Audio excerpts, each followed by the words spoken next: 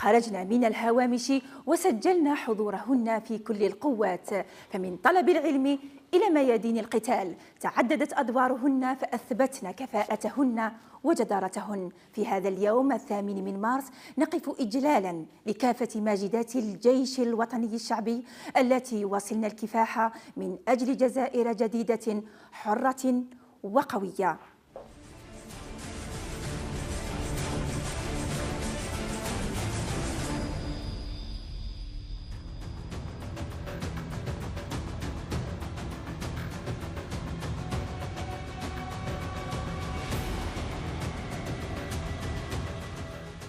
المرأة في صفوف الجيش الوطني الشعبي وفي مرحلة التكوين والإعداد تلقى كل الرعاية وتخضع لنفس المسار والتكوين جنباً إلى جنب مع زملائها من الطلبة الذكور.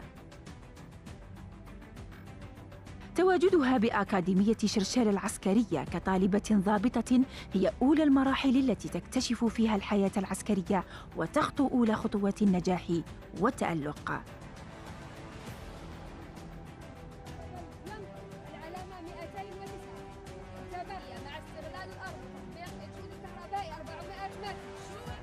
ميدان التدريب على القتال واستعمال الأسلحة والتخطيط لتنفيذ العمليات لم يعد حكراً على الرجل، بعدما أصبح يجد السند القوي من طرف المرأة التي تنال حظها من التدريب على تنفيذ العملية العسكرية ومواجهة العدو المحتمل بكل شجاعة وإقدام.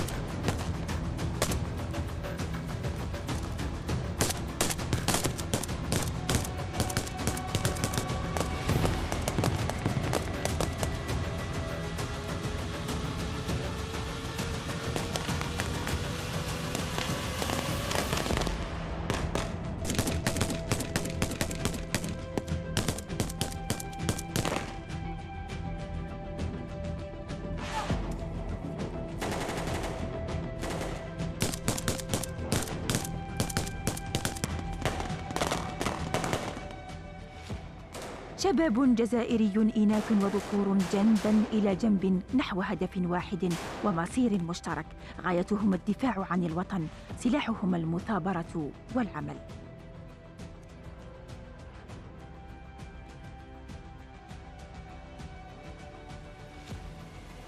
المدارس العليا للجيش الوطني الشعبي، وعلى غرار المدرسة العليا العسكرية للإعلام والاتصال فضاء آخر تمنح الشابة الجزائرية المنخرطة في صفوف الجيش الوطني الشعبي فرصة إبراز إمكانياتها وتأكيد تميزها. هذا أول تربص ميداني لنا. هذا وين وصلنا من المدرسة العليا العسكرية للإعلام والاتصال. جينا هنا باتجاه مركز التدريب المظليين المغاوير لكي نؤدي تربص ميداني اللي هو يعتبر أول تربص ميداني لنا نحن الطلبة هنا. الآن نتوجه إلى الغرف المخصصة لنا من أجل وضع العتاد تاعنا والانتقال إلى الميدان ومباشرة المهام الموكلة إلينا.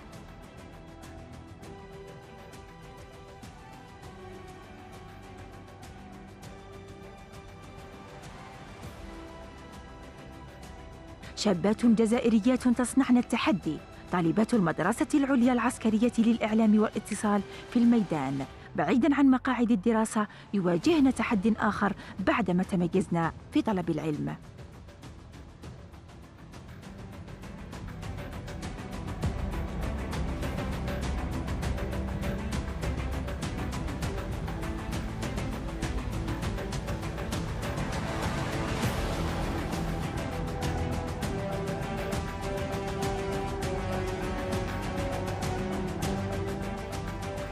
التركيز والتحكم في النفس وتطبيق تعليمات الرمي لحظات تسبق ملامسة أناملهن الزنادة لتصيبن بطلقاتهن الأهداف كما يصيبها الرجال.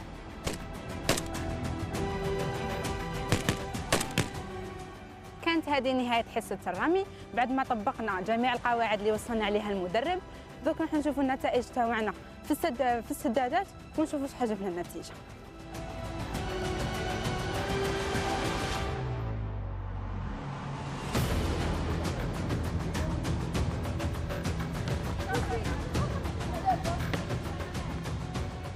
تركنا شابات الجزائر يواصلن تكوينهن لنذهب للقاء أخريات في ميادين أخرى في صفوف الجيش الوطني الشعبي.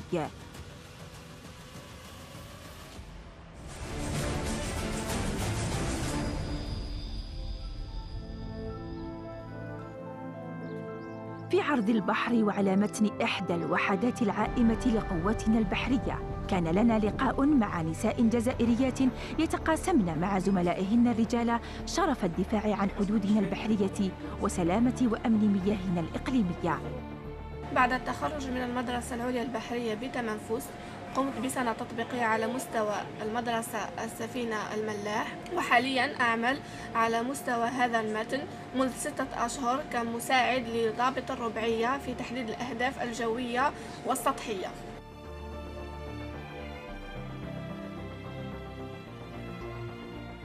من على متن السفينة إلى رحاب مدرسة الموسيقى لقيادة الحرس الجمهوري، حيث نساء ضابطات يباشرن يوما جديدا بنشاط وحيوية وإرادة متجددة لتحقيق النجاح. ديكور متميز تحت أنغام مميزة، حيث يلقن العزف والأداء من طرف ضابطات في سلاح الحرس الجمهوري لطلبة في اختصاص الموسيقى والعزف على مختلف الآلات الموسيقية. تواجد المرأة في هذا الميدان كان له الأثر الإيجابي، حيث الذوق والأحاسيس لها دور كبير في بلوغ أرقى درجات الأداء. نعود بكم على متن السفينة، حيث يتواصل عمل طاقمها بدون انقطاع بالحضور المميز للمرأة في هذا الميدان بمختلف تخصصاته على المتن. رانا على متن السفينة رايحين أنا وزميلتي إلى مركز العمليات، أين يتم خلاله معالجة المعلومات والتخطيط لمختلف مهام السفينة كالإنزال البحري والرمي بالمدفعية. هن شابات جزائريات اخترن ركوب الأمواج للمشاركة في الدفاع عن الوطن، فصعوبة الإبحار لم تضنيهن يوما مشاركة الرجل هذا الشرف.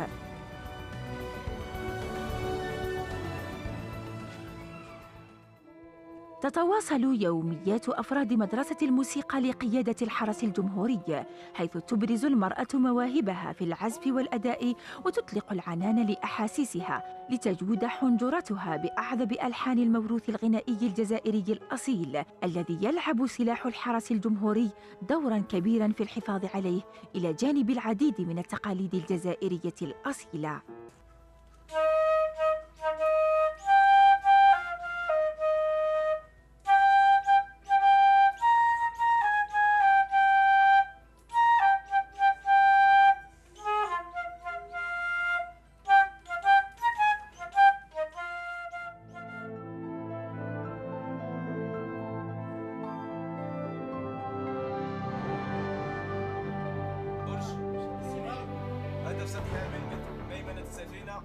على المتن وبعد يوم من العمل والجد وفي جو عائلي حميمي، تجد النساء على غرار الرجال فضاء للراحة والاسترجاع والاستعداد ليوم جديد. هذه هي الغرفة اللي رانا عايشين فيها أنا وزميلاتي. رانا مع بعضنا ولفنا الخدمة نورمال، سواء في الكي ولا في البحر، كيف توجور. خدمة شوية صعيبة مي ولفناها باسكو كاين اللي عاوننا، كاين اللي يقيدينا.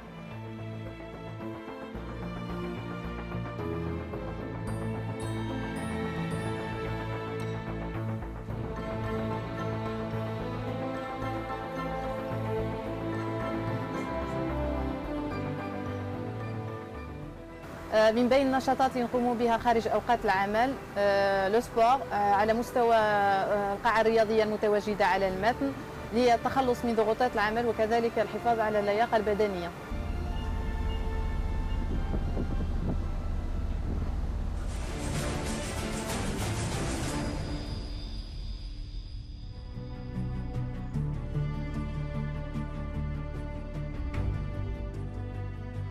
مصالح الصحة العسكرية هو ميدان آخر تواجد المرأة فيه العسكرية والمدنية شبيهة، قوي وواسع.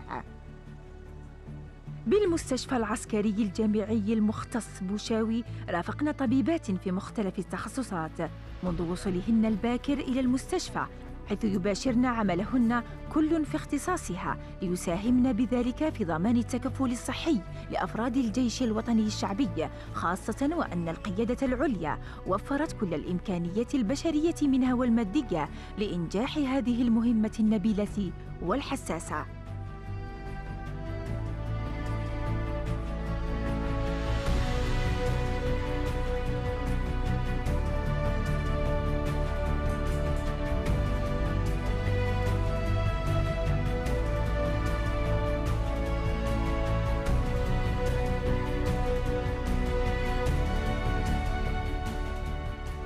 من مهمة نبيلة إلى مهمة نبيلة أخرى تقوم بها هذه المرة المرأة في سلاح الدرك الوطني. من بين المهام المسندة لنا القيام بحملات تحسيسية، ورانا خارجين اليوم رفقة قائد فرقة حماية الأحداث والرقيب الوسيط الاجتماعي للقيام بحملة تحسيسية بمتوسطة يوسفي عبد القادر حول ظاهرة تعاطي المخدرات، وذلك بالتنسيق ما بين مديرية التربية وفرقة حماية الأحداث.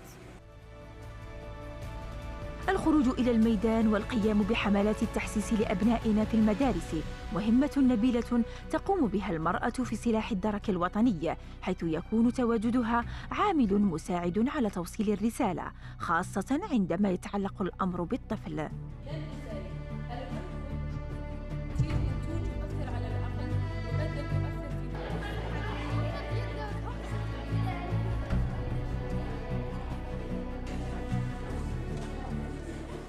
إن إشراك المرأة الدركية في فرق حماية الأحداث للدرك الوطني كان له إيجابيته، بحيث سهل من عملية التواصل في إلقاء المحاضرات ما بينها وما بين الأطفال.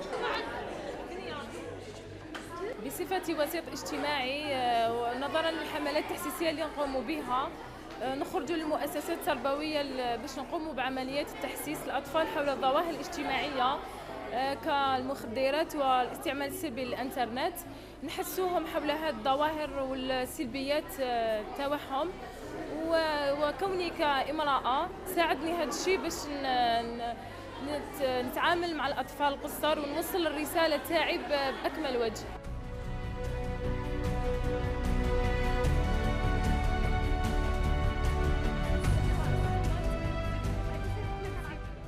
إن تواجد المرأة في سلاح الدرك الوطني أصبح من الضروريات نظرا للتطورات المختلفة في علم الإجرام، بحيث أصبحت المرأة الدركية تساهم مساهمة فعالة في مختلف التحقيقات، خصوصا التي تكون فيها المرأة كطرف، وأيضا خلال القيام بالعمليات التحسيسية نظرا للمعاملة اللينة بين المرأة والطفل. المرأة عنصر فعال في المجتمع ككل، تكون من المجتمع المدني أو من المجتمع العسكري، لكن فرحتنا أكبر أن البناتنا ولا النساء الجزائريات لحقوا إلى هذا أو وصلوا إلى هذا الميدان ودخلوا إليه بكل شجاعة. كذلك في حملات هذه التحسيسية، كانت من قبل هذا جولنا الدركيات، كذلك درنا حملات تحسيسية أخرى والله في المستوى.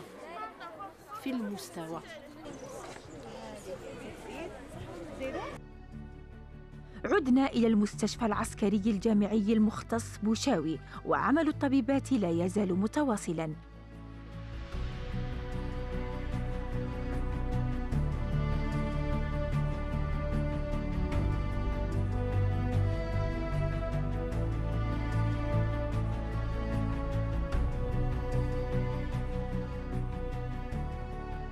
فبينما تتواجد الجراحات بغرفة العمليات، تقمن أخريات في الاختصاصات غير الجراحية باستقبال المرضى وإجراء الفحوصات والتكفل بالمرضى من جميع الجوانب الطبية منها والنفسية، فحضور المرأة يعطي المريض الكثير من الراحة والاطمئنان.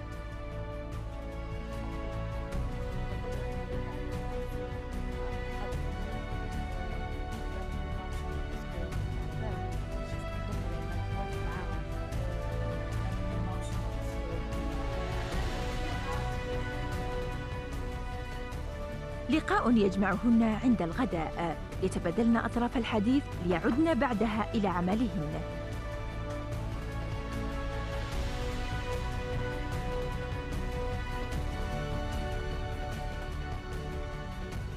يحل الليل لنغادر المستشفى، بينما تواصل إحداهن عملها في المناوبة الليلية، تعاين المرضى وتسهر على راحتهم.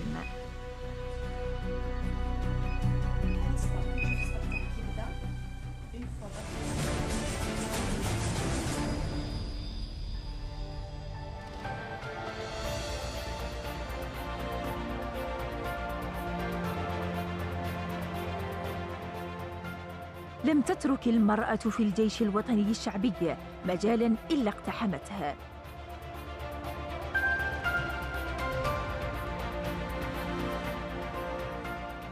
بالمدرسة